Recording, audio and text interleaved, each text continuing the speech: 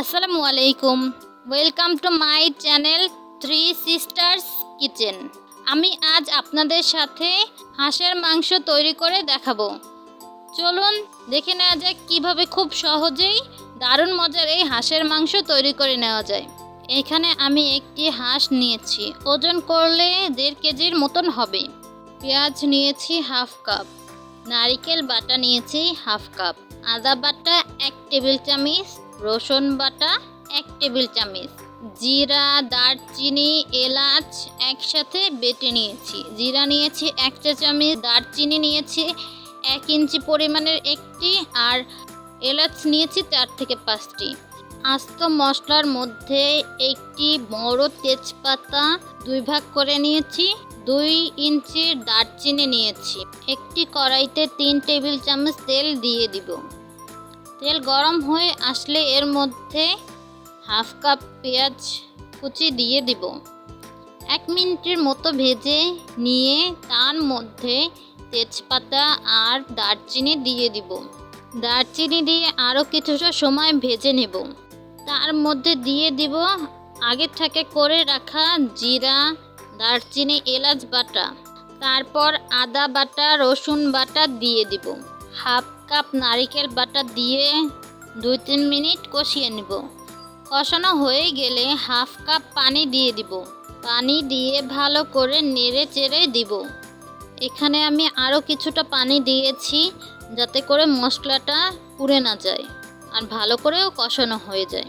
তারপর 1 চা চামচ হলুদ গুঁড়ো, 1 চা চামচ মরিচ গুঁড়ো আর পরিমাণ মতো লবণ দিয়ে দিব। এরপরও ভালো করে মিশিয়ে নিব। এখানে আমি পেঁয়াজ আর মরিচ বাটা নিয়েছি। 1 চা চামচ মরিচ বাটা, 2 চা চামচ পেঁয়াজ বাটা দিয়ে দিব। দিয়ে ভালো করে মিশিয়ে নেব। তারপর হাঁসের মাংস দিয়ে দিব। দেওয়া হয়ে গেলে ভালো করে মিশিয়ে নেব। তারপর ঢাকনা দিয়ে কষিয়ে নেব। ঢাকনা দিয়ে কষাতে হবে, তাহলে তাড়াতাড়ি সেদ্ধ হবে। ঢাকনা উঠিয়ে বারবার নেড়েচেড়ে দিব, না হলে নিচে লেগে যেতে পারে। 2-1 মিনিট পর পর ঢাকনা খুলে অবশ্যই নাড়াচাড়া দিতে হবে। এভাবেই আমি কয়েকবার ঢাকনা খুলে খুলে নাড়াচাড়া দিয়ে দিব। পানি দেওয়ার আগে তেলের মধ্যেই কষিয়ে নিব। আর চুলার আঁচটা অবশ্যই লো মিডিয়াম আঁচে রাখতে হবে। এভাবে কষাতে কষাতে যখন দেখব 70 থেকে 80% কষাতে কষাতেই সেদ্ধ হয়ে যাবে, তখন তার মধ্যে দিয়ে দিব পানি। পানি দিয়ে ভালো করে নেড়ে চেড়ে দিব।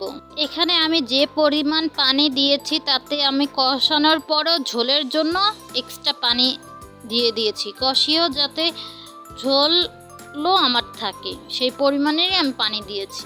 তারপর ঢাকনা দিয়ে অনেকক্ষণ কষিয়ে নিয়েছি। ঢাকনা খুলে এখানে আমি ভালো করে নেড়ে চেড়ে আলুও দিয়ে দিব।